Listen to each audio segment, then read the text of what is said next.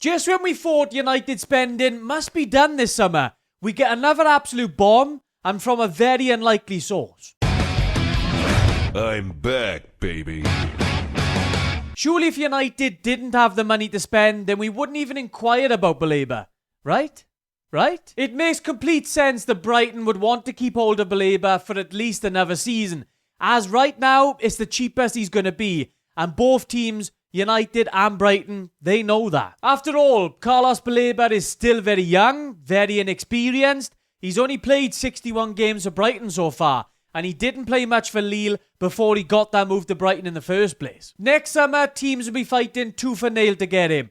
Will United even have Champions League next year? We don't really know, so it does feel like now or never for United. Good luck. The deal is obviously still a pipe dream, and Baleba himself will have to do some of the dirty work to force that move through. But with his wages reportedly being so low, maybe he would want the move this summer. So you're telling me there's a chance? His signing would absolutely transform this team, and it would transform him so much more than that Seshko deal would. And that's what baffles me about United's business this summer. If Baleba is available for less than 100 mil, you've got to get that deal done straight away. Why does Amorim value Baleba so highly though? And why, whenever you talk about the perfect midfielder for United's current setup, does his name always keep coming up? Well, simply put, United need an athletic ball winner. Amorim has spoken so much about United's physicality, or lack of it, especially in Premier League matches.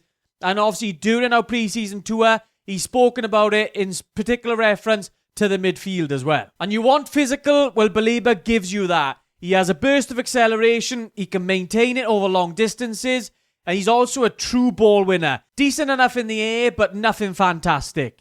In possession, he has true press resistance. Loves to carry the ball forward. This can lead him getting into trouble at times from deeper areas, but again, you'd expect that due to his inexperience. His passing is an area that could improve, but it's not terrible by any stretch. He's played in a double pivot in midfield, he's played as the lone six, he's also played as a centre-back, so he can bring you that versatility as well. In short, there's no glaring weaknesses to his game technically, and physically, you couldn't really ask for much more. It's obvious when you watch him why he's been touted as that next £100 million centre midfielder to come from Brighton's conveyor belt. Him playing that sixth role next to either Fernandes or Mino has to be an absolute dream for Amorim this season. Fernandes takes away most of the passing responsibilities from Baleba, and if partnered with Mino, you've got one of the most press-resistant midfield twos you'll see in world football. We always thought it wasn't possible this summer, and it's why we've said for United to go after someone like Agume instead. He'd cost far less and give you at least some of the same technical and physical traits. We always thought the plan was to go back in for the Baleba or Wharton next summer, but the issue is, it's probably going to take a record-breaking deal to make those things happen, as there's going to be a lot of teams sniffing round him. I understand why United have moved for Seshko, but if you give me the choice of whether we sign a striker or a midfielder this summer, then it's an absolute no-brainer. That midfield has been neglected for far too long. During the pre-season, the glaring issues again stem a lot from those centre midfield positions. So United at least obviously acknowledging now with the Baleba interest that midfield is an area that we do need to improve upon.